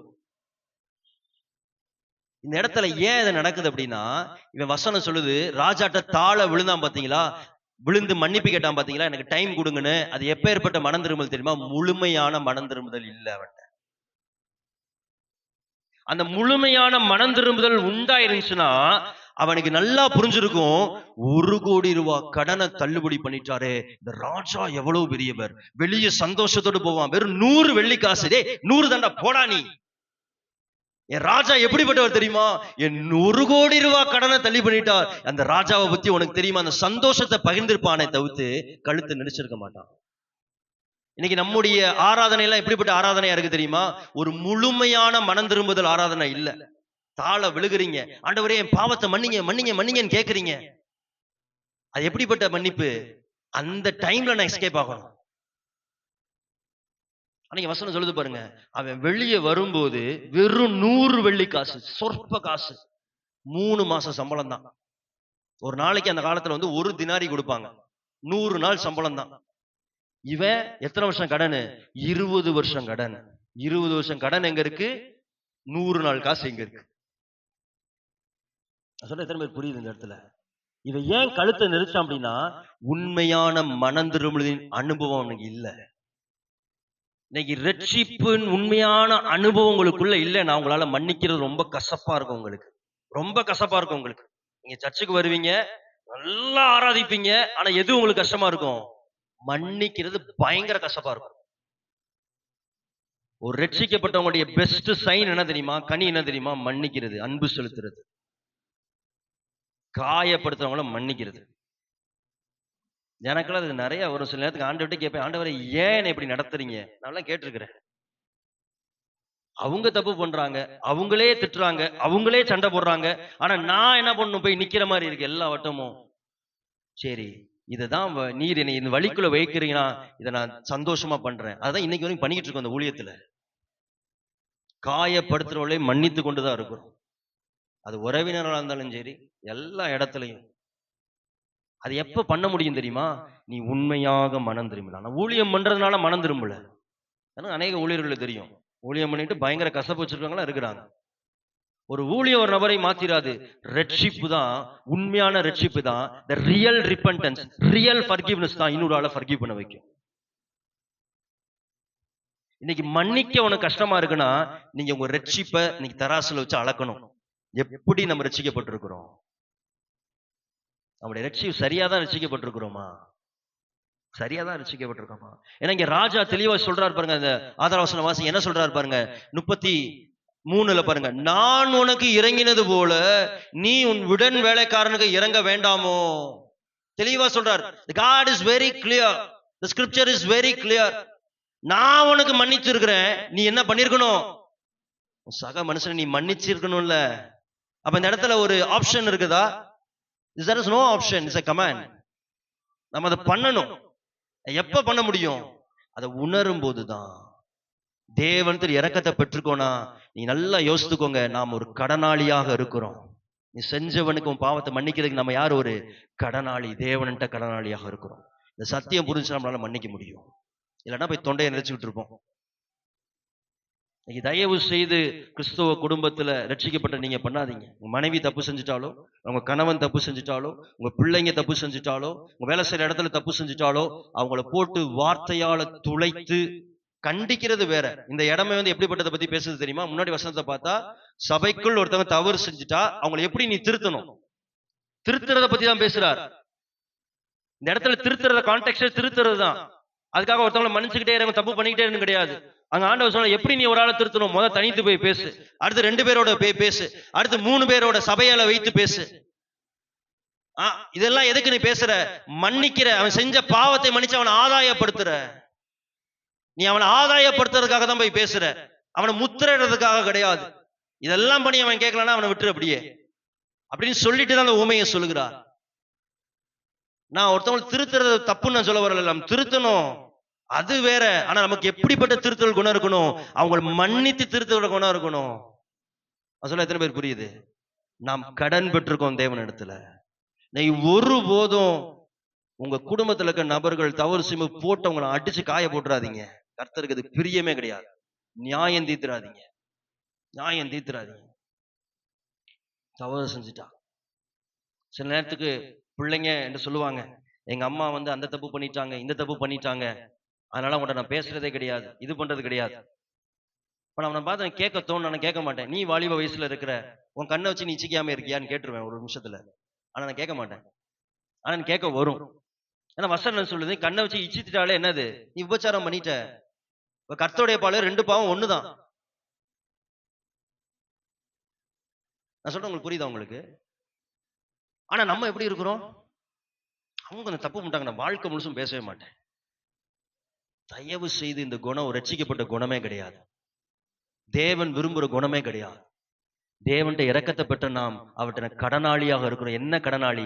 மற்றவங்களுக்கு இரக்கம் செய்யற கடன். நல்லா புரிஞ்சுக்கோங்க. நம்முடைய கடன், நம்முடைய பாவம் எவ்வளவு, எவ்வளவு 1000 10,000 தங்கம். ஆனா நமக்கு துரோகம் செஞ்சவங்க எத்தனை கடன் தான்? வெறும் 100 வெள்ளி காசு. எல்லாருக்குமே நான் சொல்றேன், எது பெருசு? 10,000 100 வெள்ளியா? நம்முடைய பாவத்தை அறிக்கை செய்யறதுதான் பெருசே தவிர்த்து 100 வெள்ளி பெருசு கிடையாது. கர்த்தர் அதை இறங்கி இருக்கிறார்னா நாம் இரக்கம் செலுத்தணும். ஒரு சில வசனங்களை வாசிப்போமா? எபேசியர் 4:30 32 வரைக்கும் வாசிங்க. அன்றியும் நீங்கள் மீட்கப்படும் நாளுக்கென்று முத்திரையாக பெற்ற தேவனுடைய பரிசுத்த ஆவியை துக்கப்படுத்தாதிருங்கள். சகலவிதமான கசப்பும் கோபமும் மூர்க்கமும் கூக்குரலும் தூஷணமும் மற்ற எந்த துர்குணமும் உங்களை விட்டு நீங்க கடவுது. ஒருவருக்கொருவர் தயவாயும் மன உருக்கமாயும் இருந்து கிறிஸ்துவுக்குள், நல்ல கவனிங்க, தேவன் உங்களுக்கு மன்னித்தது போல நீங்களும் ஒருவரை ஒருவர் மன்னியுங்கள். வேதத்தை ஆராய்ந்து பார்த்தா அண்டர்லைனிங் தீம் என்ன தெரியுமா? ஃபர்கிவ்னஸ்க்கு எல்லா இடத்துலயும் இந்த இடத்துல இருக்கு. எங்கெல்லாம் மன்னிங்கன்னு சொல்லும் போது ஒரு வார்த்தை ஆட் ஆகுது, கிறிஸ்து உங்களுக்கு மன்னித்தது போல நீங்க பிறருக்கு மன்னிங்கள். அதுல ஸ்கிரிப்சர் மென்ஷன் பண்ண ஒரு இடத்துலயுமே விடல. சும்மா அவனை மன்னிக்க சொல்லல, கிறிஸ்து உன்னை மன்னித்திருக்கிறார். வாசிங்க அந்த வசனத்தை ஸ்டார்டிங் பாருங்களேன். நீங்கள் மீட்கப்படும் நாளுக்கென்று முத்திரை பெற்ற பரிசுத்த ஆவியானவரை துக்கப்படுத்தாதீர்கள். அப்ப வசனம் தெளிவாய் சொல்லுது பாருங்க. மீட்கப்படும் நாள்னா என்ன? அது என்னது மீட்கப்படும் நாள்னா? இயேசு வரப்போற 2ஆம் வருகை இருக்குல்ல, அன்னைக்குதான் முழுமையான மீட்பு. இல்லைன்னா நம்ம மரிப்போம் பாருங்க, அதான் மரித்து அடக்கம் பண்ணப்பட்டு நம்ம உயிரோடு இருப்போம் பாருங்க, அதான் அந்த நாள். எல்லாருக்குமே இருக்கு. அப்ப அந்த நாள் வர வரைக்கும் நம்ம முத்திரையிடப்பட்டிருக்கிறோம். அப்ப நமக்குள் இருக்கிற பரிசுத்த ஆவியான, அதாவது பூமியில வாழ்ற சகல நாட்களும் நீ என்ன பண்ணிடாத, கசப்பையும் வைராக்கியத்தையும் பகையையும் வைத்து யாரை துக்கப்படுத்திடாத, உனக்குள் வாழ்கிற பரிசுத்த ஆவியை துக்கப்படுத்தினார்கள். அப்படின்னா என்ன அர்த்தம்? வசனம் தெளிவாய் சொல்லுது, உனக்குள் பகை இருக்கும்னா, உனக்குள் மன்னிக்காத குணம் இருக்குன்னா, யாரு துக்கப்பட்டுக்கிட்டே இருக்கிறா? யாரு? அறிக்கை செய்யறோம்ல, எனக்குள் வாசம் பண்ணுமா வேணும். ஏன் சில நேரத்தை உங்களால அபிஷேகத்தில் நிரம்ப முடியல? ஏன்னா உள்ள என்ன இருக்கு? கசப்பு இருக்கு. ஏன் மத்தவங்க எல்லாம் அந்நிய பாஷை பேசும்போது, இல்லைன்னா மத்தவங்க எல்லாம் கடிகள்ல நிரம்பும்போது இன்னும் நிரம்ப முடியல? என்னைக்கோ நான் நிரம்பினேன், இன்னைக்கு அபிஷேக நேரத்துல அப்படியே இருக்கேன், சப்புன்னு இருக்கிறேன். சில பேரோட ஆவி அப்படிதான் இருக்கு, நான் கவனிக்கிறேன். சில பேரோட ஆவி அப்படிதான் இருக்கு. நான் அப்படிலாம் ஊழியம் பண்ணிருக்கேன், இப்படிலாம் ஊழியம், அபிஷேக வேலை பார்த்தா அப்படியே. ஏன்? உள்ள கசப்பு இருக்கிறதுனால. ஆவியானவர் எப்படி இருக்கிறார்? உனக்குள்ள இருக்கிற ஆவியான துக்கப்பட்டு கொண்டு இருக்கிறார். நல்லா தெரிஞ்சுக்கோங்க, கசப்பு வைராக்கியம் இதெல்லாம் இருந்தா ஆவியானவர் என்ன பண்ண முடியாது? நமக்குள் சந்தோஷமா இருக்க முடியாது. ஆவியானவர் உனக்கு சந்தோஷத்தை தர முடியும். அப்ப ஆவியானவருக்குள் துக்கமா இருந்தா உனக்குள்ள என்ன கொடுக்க முடியாது அவரால?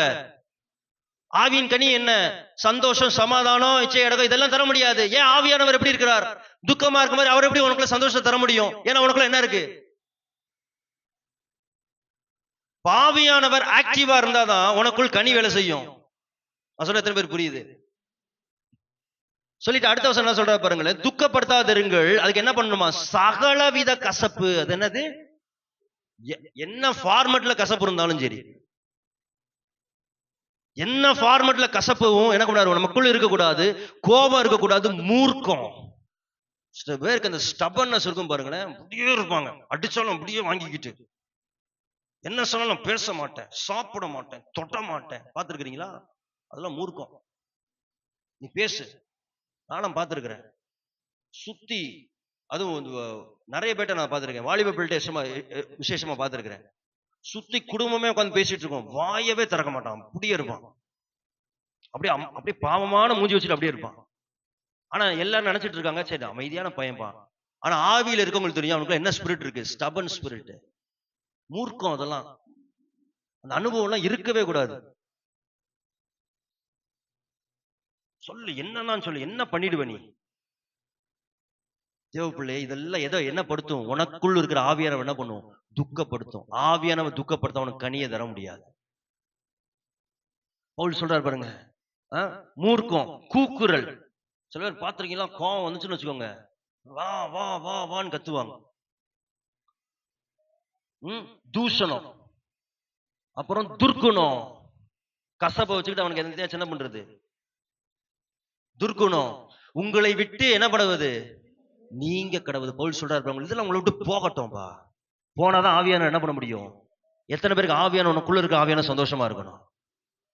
எனக்குள்ள இருக்க ஆவியான சந்தோஷமா இருக்கா? என் ஸ்பிரிட்ல உணர முடியுது. சாட்சியாவே நான் சொல்றேன், எனக்குள்ள இருக்க ஆவியான சந்தோஷமா இருக்கா. அதனாலதான் நான் ஹாப்பியா இருக்கேன், ஜாலியா இருப்பேன்.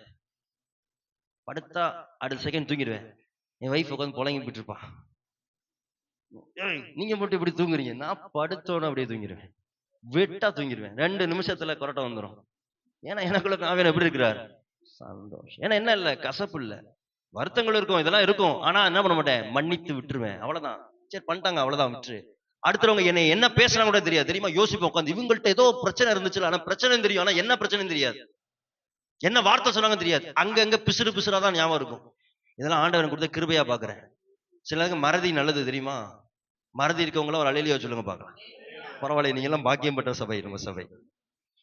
மறதி எல்லாத்தையும் ஞாபகம் வச்சுட்டு இருந்ததுன்னு பெரிய பிரச்சனை. எல்லாத்தையும் லிஸ்ட் போட்டுட்டு இருப்பாங்க. ஆனா நமக்கு மறதி ஒரு விதத்துல நல்லது, மறதி நல்லது. இன்னைக்கு இதெல்லாம் நம்மள விட்டு நீங்கட்டும். எத்தனை பேருக்கு ஆவியானவர் சந்தோஷமா இருக்கணும்? உனக்குள்ள அவன் யார்? எத்தனை பேருக்கு துக்கமா இருக்கணும்? சந்தோஷமா இருக்கணும், கை தூக்குங்க பார்க்கலாம். அப்படியே கேளுங்க, ஆவியானவரே கேளுங்க கேளுங்க, எனக்குள் இருக்க இந்த கசப்பு, துக்கம், மூர்க்கம் கேளுங்க, ஆவட்ட எடுத்து போடுவார். நீ கேட்டா போதும், நீ கீழே காலில் விழுந்து அழுதா போதும், இதெல்லாம் அவர் எடுத்து போட்டுருவார். துர்க்குணம், வேண்டாத குணம், இதெல்லாம் எப்படி நீங்கட்டும் ஆண்டவரே. அடுத்த வசனம் பாருங்க, 32 மாத்துமா அடுத்த வசனம். மன உருக்கமாயும் இருந்து கிறிஸ்துவுக்குள் தேவன் உங்களுக்கு பாருங்க எப்படி ஒருவருக்கு ஒருவர் தயவு பாராட்டட்டும். போய் இரக்கம் செய்யுங்களாம். தயவாய் இருந்து மன உருக்கம், அவங்க மேல ஒரு மன உருக்கம் உண்டாகட்டும். வித்தியாசமா இருக்குல்ல? மன உருக்கம் உண்டாகி கிறிஸ்துவுக்குள் தேவன் உங்களை மன்னித்தது போல நீங்கள் ஒருவரை ஒருவர் என்ன பண்ணுங்க. ஏன் இதெல்லாமா பண்ணணுமா? கிறிஸ்து நம்மை மன்னித்திருக்கிறார். இதற்கு சொல்றது புரியுது? அடுத்த வருஷம் பாருங்க, கொலோசியர் 3:12 பாருங்க. கொலோசியர் 3:12-13. ஆகையால் நீங்கள் தேவனால் தெரிந்து கொள்ளப்பட்ட பரிசுத்த, நல்ல கவனிங்க, நம்ம எப்படிப்பட்டவர்களா? தேவனால் தெரிந்து கொள்ளப்பட்ட பரிசுத்தரும் பிரியருமாய், பரிசுத்தரும் பிரியமுள்ள ஜனம். நல்ல கவனிங்க, we are chosen people. நல்ல தெரிஞ்சுக்கணும், தெரிந்தெடுக்கப்பட்ட ஜனம். கசப்பை வச்சுட்டு இருக்க கூடாது. வசனம் சொல்லுது பாருங்க, you are a chosen people by the God. கர்த்தர் நம்மளை இவ்வளவு பேர் இருந்தும் ஒன்னையும் மணியும் தெரிந்தெடுத்திருக்கிறார். எவ்வளவு பெரிய பாக்கியம். பக்கத்துல இருக்க பகலாம் தூக்கி போட்டுருவீங்க.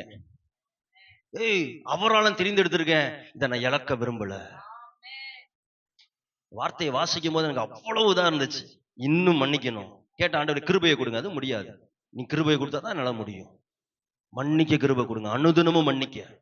7-70 தடவை ஒரு நபரை மன்னிக்க கிருபை கொடுங்க. ஏன்னா I am a chosen people.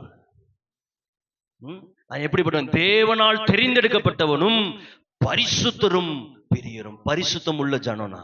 எனக்குலாம் எந்த குறையும் இருக்கிறார். ரெண்டாவது பிரியம், I am beloved, I am loved by the God. English ஒன்னும் அழகா இருக்கும், I am loved, I am dear. ஏமா நம்ம எப்படிப்பட்டவர்களா? தேவனுக்கு பிரியமானவர்கள்.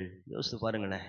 இதெல்லாம் பார்க்கும்போது உன் கசப்பு, உன் கோபம்லாம் எதுக்கு? இதை நம்ம இழந்துருவோம். பரிசுத்தத்தை இழந்துருவோம், தெரிந்திருக்கப்பட்ட இழந்துருவோம், தேவனால் பிரியப்படுற அந்த அனுபவத்தை இழந்துருவோம். எவ்வளவு அழகா சொல்றா பாருங்க. பிரியமும் பாருங்க, உருக்கமான இரக்கத்தையும். நமக்குள்ள என்ன இரக்கம் இருக்கணுமா? உருக்கமான, சும்மா இரக்கம் கிடையாது. சில பேர் சொல்லுவாங்க, மனுஷன் மனுஷன் போ. சில பேரோட மன்னிப்பு, சரி சரி. எப்படி பார்த்திருக்கிறேன். இவங்க போய் வந்து கேட்பாங்க, பிரச்சனை அந்த மாதிரி தான் பண்ணிருப்பாங்க, இல்லைன்னா அவர் தான் பண்ணிருப்பாப்ல. இவங்க மன்னித்து தன்னை தாழ்த்தி போய் கேட்டா சரி சரி மனுஷன்.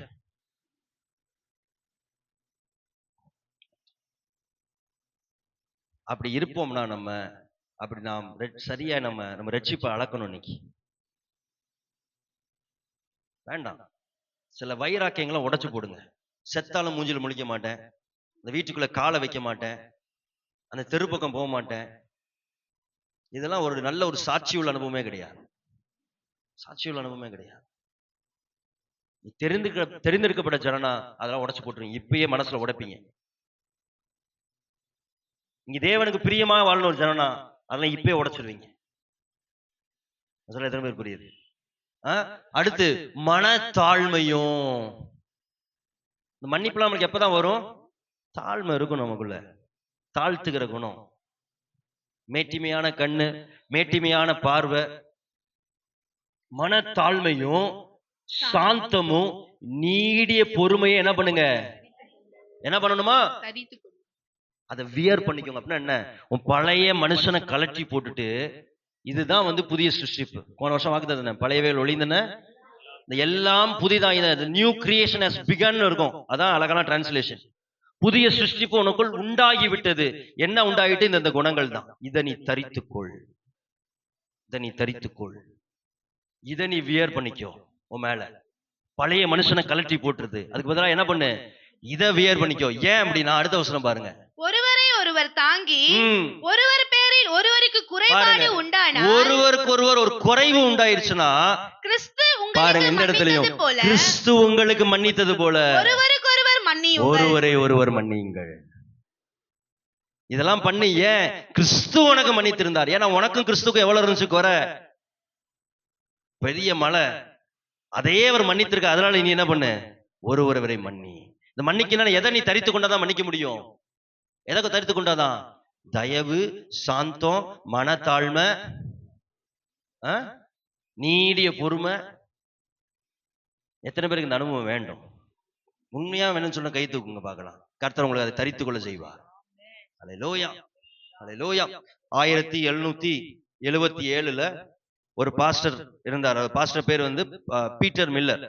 சோ இவர் வந்து யார் அப்படின்னா ஜார்ஜ் வாஷிங்டன், தெரியுங்களா? இப்ப அமெரிக்காவுடைய யாரு பிரசிடென்ட். அவர் பிரசிடென்ட் ஆகிறதுக்கு முன்னாடி நடந்த சம்பவம். இவங்க ரெண்டு நல்ல ஒரு க்ளோஸ் ஃப்ரெண்ட். அப்ப வந்து ஜார்ஜ் முல்லர் வந்து கமாண்டர் இன் சீஃபா இருந்தார், அந்த ராணுவத்துக்கு தளபதியாக இருந்தார். அப்ப இந்த பாஸ்டர் பீட்டர் மில்லர் வீட்டு பக்கத்துல ஒருத்தர் வசித்து வந்தார். வந்து யாருன்னா மைக்கேல் விட்மேன். இவர் என்ன பண்ணுவார் அப்படின்னா, இந்த பாஸ்டர் வந்து எந்த நேரமும் கேவலமாய் பேசிக்கிட்டே இருப்பார், பப்ளிக்கா கேவலமா பேசுவார், ரொம்ப தூஷணமான வார்த்தை, ரொம்ப இழிவாய் இப்படியே நடத்திக்கிட்டே இருந்தார்.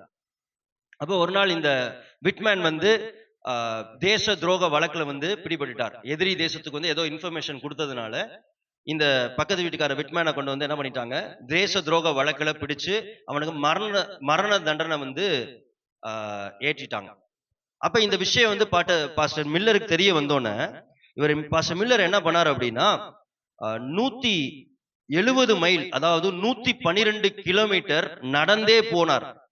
பிலடெல்பியாவுக்கு நடந்து போனார். அங்கதான் யார் இருந்தா அப்படின்னா ஜார்ஜ் மில்லர் வந்து அவருடைய ஆபீஸ்ல இருந்தார். 112 கிலோமீட்டர் நடந்து போய் ஜார்ஜ் மில்லர்ட்ட சொல்லுகிறார், ஜார்ஜ் மில்லர், நீ விட்மேனுக்கு வந்து என்ன பண்ணிட்டீங்க? மரண தண்டனை போட்டிருக்கீங்க, தயவு செய்து அவன் என்ன பண்ணிடு, உயிரை வந்து காப்பாத்திடணும்னா. ஜார்ஜ் மில்லர் சொன்னாராம், சாரி, நீ என்னுடைய ஃப்ரெண்டு தான் பீட்டர், ஆனா தேச துரோக வழக்குல அவன் சிக்கியிருக்கிறான். உன் ஃப்ரெண்டுக்கு வந்து என்னால என்ன பண்ண முடியாது, இந்த வழக்குல இருந்து விடுவிக்கணும்னு சொன்னா. பாஸ் சொன்னா, ஃப்ரெண்டா? யாரு ஃப்ரெண்டு? என் வாழ்க்கையில இருக்கிற எனக்கு இருந்த பெரிய ஒஸ்ட் எனிமியே அவன் தான் அப்படின்னாராம். ஜார்ஜ் உள்ள கேட்டாராம், அப்ப இவ்வளவு பெரிய ஒஸ்ட் எனிமிக்காகவா நீ 112 கிலோமீட்டர் நடந்தே வந்த சொல்லி அவர் அழுது, அந்த அவர் பண்ண அந்த அன்பின் நிமித்தம் அந்த லைஃப் சென்டென்ஸை கேன்சல் பண்ணார். உண்மையா நடந்தது, நீங்க போய் பாத்தீங்கன்னா தெரியும் உங்களுக்கு. அப்ப இந்த லெட்டரோட இந்த பீட்டர் மில்லர் எங்க போனாரா? ஜெயில இருந்து விட்மேனை பார்க்க போய் நடந்த விஷயத்த சொன்ன போது விட்மேனும் மில்லரும் ரெண்டு பேரும் ஒப்புரவாகி they were not more enemies, they were friends. ஒரு நெருக்கமான நண்பர்களாக ஒரு வாழ்நாட்கள்ல வாழ்ந்தார்கள். இது எங்க நடந்துச்சு? மன்னிப்பு நடந்த போது. ஆனா அந்த விட்மேன் அவரை பயங்கரமாய் தூஷித்து பயங்கரமான கேவலப்படுத்தி இருக்கிறான். ஆனா மில்லருக்கு ஒரு வாய்ப்பு வந்த போது அவர் பாட்டுக்கு வீட்டுக்குள்ள இருந்திருக்கலாம். ஆனா அந்த வாய்ப்பை இவர் நன்மை செய்யற வாய்ப்பாய் அவர் மாத்தினார். இவர் மன்னித்ததுனாலதான் அவ்வளவு தூரம் நடந்து போக முடிஞ்சு. 112 கிலோமீட்டர் அந்த காலத்துல சும்மா இல்ல. நீங்க அந்த மில்லருக்கு நல்லா தெரியும், நான் தேவன்ட்டு இருந்து இரக்கம் பெற்றிருக்கிறேன், நான் இரக்கத்தை மத்தவங்களுக்கு காட்டணும். தேவ பிள்ளையை உன்னை காயப்படுத்துறவங்களை மன்னிக்கிறது உன்மேல் விழுந்த ஒரு கடமை. ஏன்னா கர்த்தர் உன்னை மன்னித்திருக்கிறார். அதனால நீ சக மனுஷனை மன்னிங்க. அல்லேலூயா. இந்த அனுபவம் உங்களுக்கு இருந்துச்சுன்னு வச்சுக்கோங்களேன், ஈஸியா என்ன பண்ண முடியும்? சக மனுஷன் நம்மளால மன்னிக்க முடியும். ஹல்லேலூயா. மூணாவது அனுபவம், நமக்கு வேண்ட மூன்றாவது அனுபவம், நாம் கசப்பு என்னும் சிறைக்கு சொந்தமானவர்கள் அல்ல. We are not a prisoner anymore. நாம் கசப்பு என்னும் சிறைக்கு சொந்தமானவர்கள் அல்ல. வாசிக்கலாம் 34, 18, 34 மத்தேயு. அவனுடைய ஆண்டவன் கோபம் அடைந்து அவன் பட்ட கடனை எல்லாம் தனக்கு கொடுத்து தீர்க்கும் அளவும் உபாதிக்கிறவர்களிடத்தில் அவர்களை என்ன பண்ணாரா? ஒப்பு கொடுத்தார். இந்த ராஜா இவன் மன்னிக்காம போனதுனால இவனை தூக்கி எங்க போட்டாரு? எந்த இடத்துல இருந்து? சிறையில போட்டுட்டாரு. அந்த சிறை எப்படிப்பட்ட சிறை? உபாதிக்கிறவர்கள், பெர்சிக்யூஷன் நிறைந்த சிறை. சும்மா சந்தோஷமா இருக்கிற இடம் கிடையாது. அவனை அடிக்க, துன்புறுத்த, இப்படிப்பட்ட இடத்துல தூக்கி ராஜா என்ன பண்ணார்? போட்டார். இவன் அந்த சிறையில இருந்தா என்ன பண்ணாரு? இரக்கமாய் என்ன பண்ணார்? விடுவித்தார். ஆனா இவன் இந்த இரக்கத்தை காட்டாதனால அதே சிறையில தூக்கி போட்டார். அதோட இன்னொரு அர்த்தம் என்னன்னா, he demanded justice. அவன் சக மனுஷனுக்கு என்ன பண்ணணும்? நல்லா பாருங்க, 100 வெள்ளி காசு கொடுத்தவன் கடனை கொடுக்காட்டினா சரியா தப்பா? கடன் வாங்கினவன் கடனை கொடுக்காட்டினா சரியா தப்பா? தப்புதான். ஆமாவா இல்லையா? 100 வெள்ளியோ 10 ரூபாயோ 1 ரூபாயோ 1 கோடியோ கடன் வாங்கினா என்ன பண்ணணும்? கண்டிப்பா கொடுத்தானோ. நல்லா கவனிச்சுக்கோங்க, he has a legal right. அந்த 100 வெள்ளி காசு கொடுக்காதவனுக்கு இவனுக்கு சட்ட ரீதியான உரிமை அவன் மேல இருந்துச்சு. ஆனா he doesn't have a moral right to punish him. நான் சொல்றவங்க புரியுதா? சட்ட ரீதியா அவனை தண்டிக்கலாம், ஆனா இவனுக்கு ஒருவனை தண்டிக்கக்கூடிய அதிகாரம் கொடுக்கப்படல. தண்டிக்கக்கூடிய அதிகாரம் யாருக்கு தான் கொடுக்கப்பட்டிருக்கு? யார்? ஒருவர் மாத்திரமே மற்றவங்க பாவங்களை தண்டிக்க முடியும். கர்த்தர் மாத்திரமே ஒரு பாவங்களை தண்டிக்க முடியும். அப்ப இந்த ராஜா அதை பார்த்தார். அப்ப நீ சட்டத்தின் படி தான் நடக்கணும்னு நினைச்ச, அதே சட்டம் உன் மேல ஏற்றப்படட்டும். நான் இறங்கினதை நீக்கி போட்டு நீ என்ன நீதியை சரி கட்டினோ அதே நீதியின்படி நீ அந்த சிறைக்குள்ள போன்னு அனுப்பி விட்டார். நான் சொல்றவங்க புரியுதா? தேவ பிள்ளைகளே, நாம் மன்னிக்க மறந்துட்டோம்னு வச்சுக்கோங்களேன், நம்ம என்ன பண்றோம் தெரியுமா? கர்த்தர் உன்னை சிறையிருப்புல இருந்து வெளியே கொண்டு வந்துட்டார். நீ மன்னிக்காத குணம் இருக்கும் போது நீங்களே என்ன பண்ணிக்கிறீங்க? உங்களுக்கு ஒரு சிறைச்சாலையை உண்டு பண்ணிக்கிறீங்க. இதான் அந்த இடத்துல உள்ள அர்த்தம். கர்த்தர் உன்னை மன்னித்து சிறையிலிருந்து வெளியே கொண்டு வந்துட்டார். உனக்கு அந்த மன்னிக்காத குணம் இருக்கும் போது நீயே உனக்கு எதை கட்டிக்கிற? சிறையை கட்டி உனக்குள் நீ அந்த சிறைக்குள் உட்கார்ந்து உபாதிக்கிற இடத்துல நீ என்ன பண்ணுகிற? மாட்டிக்கொள்கிறாய். அப்ப எப்ப நம்மளால மன்னிக்க முடியும் தெரியுமா? என்னை இந்த சிறையிருப்புல இருந்து வெளியே கொண்டு வந்தாரே, அதனால நான் மன்னிக்கிறேன். நான் உபாதிக்கப்பட்டு கொண்டிருக்கணுமே, அந்த உபாதிக்கிற இடத்துல இருந்து என்னை வெளியே கொண்டு வந்துட்டாரே, அதனால நான் மன்னிக்கிறேன். இன்னைக்கு இந்த சிறையிருப்பு என்ன சிறையிருப்பு தெரியுமா? சில பேர் மன்னிக்காட்டா நீ பரலோகம் போக மாட்டேன்னு பிரசங்கம் பண்றாங்க. அதை பத்தி இங்க பேசல. இந்த ஊமை நாம் மன்னிக்காட்டனா நம் ரட்சிப்பை இழந்துருவோம், பரலோகத்துக்கு போக மாட்டோம் அப்படின்ற பத்தி பேசல. ஆனா நம்முடைய ரட்சிப்பை இது இன்டைரக்டா பாதிக்கும். எப்படி தெரியுமா? எப்படி தெரியுமா? நீ ஒரு நபரை நீ மன்னிக்கலனா ஒரு சிறையிருப்புக்குள்ள போயிருவ. எப்படிப்பட்ட சிறையிருப்பு? வெறுப்பு என்ற சிறையிருப்பு, கசப்பு என்ற சிறையிருப்பு, இல்லைன்னா பழி வாங்குது என்ற சிறையிருப்பு, இல்லைன்னா முறுமுறுப்பு, அவங்களை கொடுத்து நீ முறுமுறுத்து கொண்டிருப்ப, அது ஒரு சிறையிருப்பு.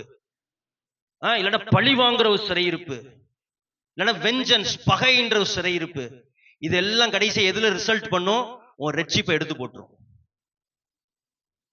இன்டைரக்டா ஒரு ரட்சிப்பை பாதிக்கும், ஸ்டார்டிங்ல பாதிக்காது. நீ கசப்பை வளர்த்து கொண்டே இருந்தீங்கன்னா உடனே நீங்க பின்வாங்கி போக மாட்டீங்க. ஆனா அந்த உள்ள இருக்கிற அசுத்த குணம், கசப்பு குணம் யார வழிவகுக்கும்? பிசாசம் ஆத்மாவை பிடிக்க வரைக்கும் அல்டிமேட்லி உன்னை ரட்சிப்புல இருந்து விலக வச்சிருந்தோம். இன்னைக்கு இந்த சிறை இருப்பனாலதான் அநேகருக்கு சரீரத்துல வியாதி. இதை ப்ரிப்பேர் பண்ணும்போது ஆண்டவர் சொன்னார், ஒரு சில தோல் நோய்கள், கர்த்தர் சொன்னதை நான் உங்களுக்கு சொல்றேன். ஒரு சில தோல் நோய்கள் நீங்க ஒரு சிலரை மன்னிக்காதனாலதான் அது இருக்கு. ஏன்னா அந்த சிறை இருப்புல நீங்க இருக்கிறீங்க. ஏன்னா வசனம் சொல்லுது பாருங்க, மன்னிக்காதவங்களை எதுக்குள்ள தூக்கி போறாங்களா? உபாதிக்கிற ஒரு இடத்துல. உபாதிக்கிறவனா என்ன? வேதனைப்படுத்துறவங்க. அப்ப இந்த உபாதிக்கிறது என்ன அப்படின்னா, உன் லைஃப்ல கஷ்டங்கள், வேதனைகள் எதனால வருதுன்னா, நீ மன்னிக்கிற குணம் உனக்குள்ள இல்லாதனால, நீ சிறையிருப்புக்குள்ள இருக்கிறனால. அது ஒரு சிறையிருப்பு. வியாதி, தோல்வி, கசப்பு, தனிமையுமே ஒரு சிறையிருப்பு தெரியுமா? ஏன்னா ஒரு சக மனுஷன் நீ மன்னிக்காதனால நீ தனிமைப்படுத்தப்படுகிற தனிமை என்ற சிறையிருப்பு. தோல் வியாதிகள், கற்பம் திறக்கப்படல, ஒரு வேளையில ஒரு ஆசீர்வாதத்தை பார்க்க முடியல, இதெல்லாம் ஏன் நம் மன்னிக்கிற சுவாபம் உள்ள இல்லாதனாலதான். வீட்டுக்குள்ள ஒரு பொருளாதாரத்துல ஒரு ஆசீர்வாதத்தை பார்க்க முடியல. ஏன்? சில நேரத்து நீங்க இந்த சிறையிருப்புல உட்கார்ந்துட்டு இருக்கனால, சக மனுஷனை மன்னிக்காம கசப்ப வச்சுட்டு இருக்கனாலதான். கர்த்தர் உன்னை சிறையிருப்புல வெளியே கொண்டு வந்துட்டார். ஆனா உன் அந்த கசப்புன்றது உன்னை மறுபடியும் எதுக்குள்ள கொண்டு போகுது? சிறையிருப்புக்குள்ள கொண்டு போகுது. நான் சொல்ல எத்தனை பேர் புரியுது? நான் மன்னிக்காட்டினா உபாதிக்கிற ஒரு இடத்துல நம்முடைய வாழ்க்கை இருக்கும். அப்படின்னா என்ன? உபாதிக்கிறவன்னா என்ன? துக்கம் நிறைந்த, வேதனை நிறைந்த, கஷ்டம் நிறைந்த வாழ்க்கை இருக்கும். ஒரு சில வியாதிகள்லாம் அதனாலதான். ஒரு சில வியாதிகள்லாம் அதனாலதான். நான் தெளிவாக சொல்லுகிறேன். ஆவியில ஒரு சில மருந்து மாத்திரை வேலை செய்ய மாய்க்குது. விட்டு விட்டு அதே வியாதி வந்து கொண்டிருக்கிறது. ஏன்? கசப்புன்னு சிறையிருப்பு. அது என்ன பண்ணுது? உன்னை உபாதிக்க கொண்டு கொண்டிருக்கிறது. இன்னைக்கு அந்த நபரை மன்னித்துரு. உன்னை தாழ்மை ஆவி விட்டுரு. தாழ்மை ஆவி இருந்துச்சா நீங்க மன்னிச்சிட முடியும். நீ மன்னிப்பு கேட்கறதுனால நீ தாழ்ந்து போறது கிடையாது. கர்த்தர் உன்னை உயர்த்ததான் செய்வார். தாழ்மை உள்ளவனுக்கு கர்த்தர் என்ன பண்ணுகிறார்? கிருபை அளிக்கிறார். பெருமை உள்ளவனுக்கு தான் எடுத்து நிற்கிறார். நீ தாழ்த்துவாயானால் கர்த்தர் உன்னை உயர்த்துவார். அந்த நபர்களுக்கு முன்னாடி உயர்த்துவார். எதிரிக்கு முன்னாடி என் பந்தியை ஆயத்தம் பண்ணி என் தலையா என்ன பண்ணுவீங்க? அவர் உனக்கு சிறையிருப்ப கட்டல. இன்னைக்கு நம்ம தான் எதை கட்டி உட்காந்துருக்கோம்? ஒரு சிறையிருப்ப கட்டி நம்ம அதுக்குள்ள உட்காந்துருக்கோம். நம்மளே சங்கிலி போட்டு நீ வாதிக்க நம்மளே அலோவ் பண்ணிட்டு இருக்கிறோம். இன்னைக்கு சக மனுஷன் எப்ப மன்னிக்க முடியும் தெரியுமா? நான் சிறையிருப்புல கிடையாது. இந்த மைண்ட்ல இருந்துகிட்டு கசப்பென்னு சிறையிருப்பு எனக்கு கிடையாது, அதனால நான் மன்னிச்சிடுவேன். அந்த சத்தியம் அனுபவம் உங்களுக்குள்ள இருந்துச்சுன்னா உடனே மன்னிக்க முடியும். இந்த அனுபவம் இல்லாட்டினா நீ மன்னிக்கலனா அந்த சிறையிருப்புல போய் உட்காந்துருவீங்க. சிறையிருப்புல உட்காந்துருவீங்க. நீ கணவன் மேல கசப்பு இருக்கா? மன்னிச்சிடுங்க. சிறையிருப்புல உட்காராத. மனைவி மேல இருக்குதா? உடனே போய் ஒப்புரவாங்க. பிள்ளைங்க மேல இருக்குதா? ஒப்புரவங்க. பிள்ளைங்களுக்கு பெற்றோர் மேல இருக்குன்னா உடனே மன்னிச்சிடு. பெரியவங்க வீட்டுல இருக்கவங்க பெரியவங்க மேல இருக்குதா? உடனே மன்னிச்சிடு. நீ மன்னிச்சிட்டேன்னா சிறையிருப்புக்கு போக மாட்டீங்க. ஒரு வசனம் வாசிங்களே, நீதிமொழிகள் 17:19. குற்றத்தை மூடுகிறவன் சிநேகத்தை நாடுகிறான், கேட்டதை சொல்லுகிறவன் பிராண சிநேகிதரையும் பிரித்து விடுகிறான். கெட்டதை சொல்கிறவன் பிராண சிநேகிதரையும் பிரித்து விடுகிறான். இங்க பாருங்க, குற்றத்தை மூடுகிறவன் இது எதை பத்தி பேசுது அப்படின்னா, குற்றத்தை மறைக்கிறத பத்தி பேசல. ஃபர்கிவ். ஒருத்தங்க செய்த தவற மன்னிக்கிறவங்க என்ன பண்ணுகிறாங்களா? சிநேகிதத்தை. ஆங்கிலத்தில் அழகா இருக்கு. நீ ஒருத்தவங்களுடைய பாவத்தை மன்னிச்சீங்கன்னா லவ் ப்ராஸ்பர், அவங்களுடைய ஐக்கியம் அன்பு பெருகுமா.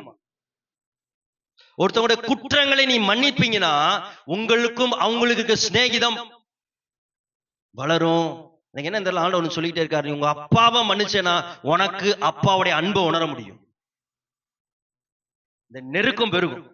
நீ உன் அம்மாவை மன்னிச்சேனா உனக்கும் அம்மாக்கு இருக்கிற நெருக்கம் என்ன பண்ணும்? நீ பெருகிறத பாப்ப. ஆனா அதே இது கெட்டதை சொல்கிறவன் பாருங்க, மன்னிக்காம, இது வந்து ப்ராவர்ப், சரிங்களா? மன்னிக்காம இருப்போம்னா பிராண சிநேகிதனை என்ன பண்ணுகிறானா? அப்படின்னா என்ன? நெருங்கிய உறவும் முறிஞ்சு போயிடும். அப்பாவா இருக்கும், அம்மாவா இருக்கும், பிள்ளைகளா இருக்கும், பெற்றவங்களுக்கு பிள்ளை உறவு அந்து போயிடும். அழகா சொல்லு பாருங்க, கெட்டதை சொல்ல மன்னிக்காதவன் பிராண சிநேகிதனை என்ன பண்ணுகிறானா? அப்ப மன்னிக்காத குணம் எதை பிரிச்சிடும்? பிராணசை உயிர் நண்பனையும் பிரிச்சிடும். சில பேர் பார்த்துருக்கீங்களா, பயங்கர உயிரா இருப்பாங்க, அதே நபர் பயங்கர எதிரியா இருப்பான். என்னன்னு பார்த்தா சின்ன பிரச்சனையா இருக்கும். சின்ன பிரச்சனையா இருக்கும். விஷயம் என்ன? மன்னிக்கிற குணம் உள்ள இல்ல. எதை இழந்து போயிட்டான்? அன்பை இழந்து போயிட்டான். உண்மையான அன்பை இழந்துடாதீங்க. உண்மையான அன்பை இழந்துடாதீங்க. தவறு செய்யாத மனிதன் ஒருவனும் கிடையாது. நல்லா புரிஞ்சுக்கோங்க. ஏன்? நீயே தவறு செஞ்சவன் கிடையாது. அதான் ஆண்டவர் சொல்றார், உங்களில் கல் எரியா, உங்களில் பாவம் செய்யாதவன் மொத கல் எரியட்டும். யாரா இருக்கிறீங்களா? யாரா பாவம் செய்யாம இருப்பீங்கன்னா நீ சுத்தி இருக்கால நல்லா பண்ணு, மன்னிக்காத. யாரா இருப்போமா? நம்ம யாரும் கிடையாது. யாரும் கிடையாது. எல்லாரும் ஏகமாய் பாவம் செய்து தேவ மகிமை அற்றவளாய் தான் வசனம் சொல்லுது. தேவ பிள்ளைகளே, இன்னைக்கு கசப்பும் என்ன, கசப்பை உள்ள வச்சுக்கிட்டு சிறையிருப்புக்குள்ள போயிடாத. கசப்புன்னு சிறையிருப்பு உனக்கு வேண்டாம். அது வியாதியை கொண்டு வரும், ஃபெயிலியரை கொண்டு வரும், ஆசீர்வாதத்தை கொண்டு வராது. ஃபெயிலியரை கொண்டு வரும், தனிமையை கொண்டு வரும். ஒருத்தவங்க மேல கசப்பு இருந்துச்சுன்னா நீங்க உங்களே தனிமைப்படுத்திக்கிறீங்கன்னு அர்த்தம். ஒருத்தர் கசப்பு இருந்துச்சா நீங்க உங்களே நீங்க என்ன பண்ணிக்கிறீங்க? தனிமைப்படுத்துக்கிறீங்க. ஆனா வசனம் சொல்லுகிறது, மன்னிப்போனா என்ன பண்ணுவோம்னா சிநேகிதத்தை என்ன பண்ண முடியும்? நாடுகிறான். பிராண சிநேகிதன் பிரியாம இருப்பாங்க வாழ்க்கையை விட்டு. ஹல்லேலூயா, ஹல்லேலூயா. கடைசி ஒரு வசனத்தை வாசித்து முடிப்போம். மத்தேயு 18:35. நீங்களும் அவனவன் அவனவன் எல்லாம் சேர்ந்து வாசிக்கலாமா? அத வாசிங்க. நீங்களும் அவனவன் தன் தன் சகோதரனின் தப்பிதங்களை மனப்பூர்வமாய் மன்னியாமல் போனால் என் பரமபிதாவும் உங்களுக்கு இப்படியே செய்வார். அப்ப நம்ம எப்படி மன்னிக்கணுமா? எப்படி? மனப்பூர்வமாய், ஹோல் ஹார்ட்டட்லி. சொல்றோம்ல, லவ் பண்ண சொல்லுவான், என் உயிரே உனக்கு என்ன பண்ணுவேன்? நல்லா கொடுப்பேன். ஆண்டவர் என்ன சொல்றார்? அந்த உயிரோடு என்ன பண்ணு? மன்னின்னு சொல்றார். ஒரு ஆளை நேசிக்கும் போது என்ன சொல்றேன்? என் உயிரே உனக்கு கொடுப்பேன்றல. அதே மாதிரி உன் உயிரோடு என்ன பண்ண? அவனை மன்னி. அப்படின்னா மனப்பூர்வமாய் மன்னி. எத்தனை பேர் இந்த கிருபை வேணும்? இது கிருபை. நம்மளால முடியாது, போதிக்கிற என்னாலையும் முடியாது. ஆனா முடியும். எப்ப தெரியுமா? தேவன்ட்ட இந்த கிருபையை பெற்றுக்கொண்டா மனப்பூர்வமாய் மன்னிக்க முடியும். அனுபவிச்சனால சொல்றேன். மாம்சத்துல சுத்தமா முடியாது. எடுத்து நல்லா பலார் இருக்குன்னு தான் வரும். ஆனா அவட்ட இரக்கத்தை பெற்றுக்கொண்டதுனால, அந்த கிருபையை பெற்றுக்கொண்டனால எளிமையாய் மன்னிக்க முடியும். ஏன்னா அவர் என்னை மன்னித்தார், அதனால நான் மன்னிக்கிறேன். இதுதான் இன்னைக்கு ஆண்டவர் கத்துக் கொடுக்கிறது. எப்படி நம்ம மன்னிக்க முடியும்? எல்லையற்று மன்னிக்க முடியும். கணவன் எவ்வளவு தப்பு செஞ்சாலும் மன்னிச்சுக்கிட்டே இருக்க முடியும். மனைவி எத்தனை தடவை விழுந்தாலும் மன்னிச்சுக்கிட்டே இருக்க முடியும். பிள்ளைங்க எத்தனை தடவை விழுந்தாலும் மன்னிச்சுக்கிட்டே இருக்க முடியும். ஏன் நம்ம மன்னிக்கிறோம்? கசப்பு என்னும் சிறைக்கு சொந்தமானவன் நான் கிடையாது. கடைசி அவனை சொல்லி முடிச்சிடறேன். ஒரு தத்தெடுக்கப்பட்ட பிள்ளை இருந்தா, அப்ப அவளுக்கு வந்து தெரியாது தான் தத்தெடுக்கப்பட்டிருக்கோன்னு தெரியாது. அப்ப ஒரு வீட்டுல வளர்ந்து கொண்டு வந்தா. அந்த வீட்டுல அவங்க அப்பா அம்மா அவளை ரொம்ப நேசிப்பாங்க. அவளுக்கு கொரோனால என்னன்னு தெரியாது, அவ்வளவு அன்பு இருக்கும். ஆனா ஸ்கூலுக்கு போகும்போதெல்லாம் அவங்க ஃப்ரெண்ட்ஸ் எல்லாம் சொல்லுவாங்க, நாங்களாம் எங்க அப்பா அம்மா மாதிரி இருக்கோம், நீ மட்டும் யார் மாதிரி இல்ல, உங்க அப்பா அம்மா மாதிரி இல்லைன்றது அவள் மனசுக்குள்ள ரொம்ப காயமா பட்டுருச்சு. சின்ன வயசுல இருந்து கேப்பா. வீட்டுல இப்பெல்லாம் ஸ்கூல்ல இப்பெல்லாம் சொல்றாங்கன்னு எங்க அப்பா அம்மா சொல்லி சொல்லி சமாளிச்சுட்டாங்க. சொல்லவே இல்லை, சின்ன வயசுல சமாளிச்சுட்டாங்க.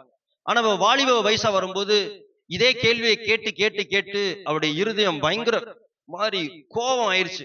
அவ வீட்டுல வந்து கேட்கிறா, சொல்லுங்க நான் ஏன் உங்களை மாதிரி இல்ல? எல்லாருமே அவங்க அப்பா அம்மா மாதிரி இருக்கிறாங்களே, யாரோ அப்பா அம்மா இருக்காங்க, அம்மா அம்மா இருக்காங்க, நான் மட்டும் ஏன் சம்பந்தமே இல்லாம நான் இருக்கிறேன்? அப்படின்னவ அந்த வாலிப இனி இந்த பிள்ளைகிட்ட மறைக்க முடியாதுன்னு சொல்லி அவங்க அப்பா அம்மா அந்த பிள்ளைய உட்கார வச்சு, இந்த மாதிரிமா நான் நீ வந்து எங்களுக்கு பிறந்தவ கிடையாது, உன்னை நாங்க தத்தெடுத்தா வளர்த்தோம், ஆனா பாரு உன்னை நான் என்னைக்குமே அப்படி உணர வச்சதே கிடையாது, பாரு உனக்கு எல்லாமே நாங்க செஞ்சிருக்கோம்னு இந்த விஷயத்தை கேட்டோன்னு அவருடைய இருதயம் சின்ன பின்னமாய் உடைஞ்சு போய் விட்டது. அவங்க வீட்டுல குரல்லாம் அவனுக்கு கிடையாது, அது அவளுக்கு நல்லா தெரியும், இவங்க நல்லதான் வச்சிருக்கிறாங்கன்னு. ஆனா அவளுக்கு வந்த கேள்வி, ஏன் எங்க அப்பா அம்மா என்னை கை விட்டுட்டு போனாங்க? இது நாள் அடைவுல அவளுக்கு பயங்கர ஒரு டிப்ரெஷனை ஏற்படுத்துச்சு, ஒரு தனிமை உணர்வை ஏற்படுத்துச்சு. யார்கிட்டையும் பேசாம தன்னை தனிமைப்படுத்தி கொண்டா. அது மாத்திரம் இல்ல, அவங்க அப்பா அம்மா மேல பயங்கரமான ஒரு கசப்பு, யாருன்னே தெரியல, ஆனா பயங்கரமான ஒரு கசப்பு அவளுக்குள்ள வளர்த்து வளர்த்து ஒரு பெரிய டிராமா, ஒரு நெகட்டிவ் மைண்ட் எல்லாம் அவளை சுத்தி இருக்குது. நேசிக்க எல்லாம் இருக்கிறாங்க, ஆனாலும் அவளுக்குள்ள பயங்கரமான ஒரு நெகட்டிவ் மைண்ட். இது உண்மையா நடந்தது பெங்களூர்ல. அந்த சாட்சியை நான் வாசித்தேன் பர்சனலா. பயங்கரமான ஒரு நெகட்டிவ் மைண்ட் அவளுக்குள்ள வந்துருச்சு.